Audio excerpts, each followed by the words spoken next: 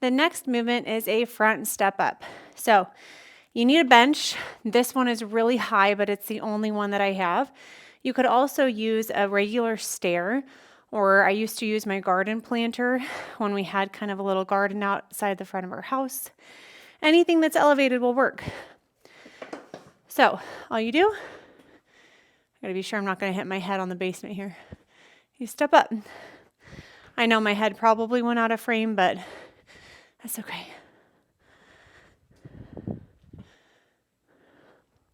So a common error is going to be the knee going in. So this is what that would look like. Going in and then out. We don't want that. Other side, if you want to see that.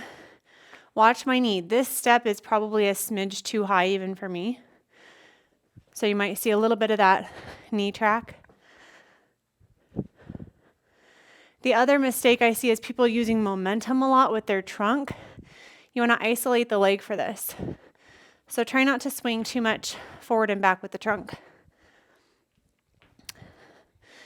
To reduce resistance with this, you lower the step.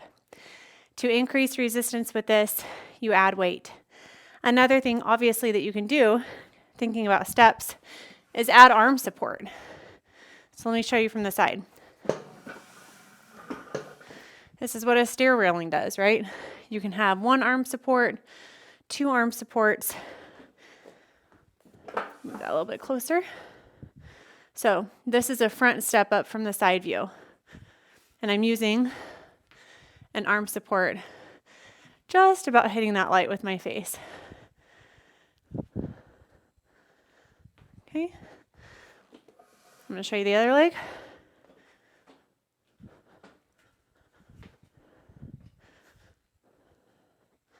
So this would be great if I wanted to, because this step is so high, I kind of like holding on with one hand, but I could add a dumbbell in this hand to add a little bit of resistance, but not lose my balance, not lose my form.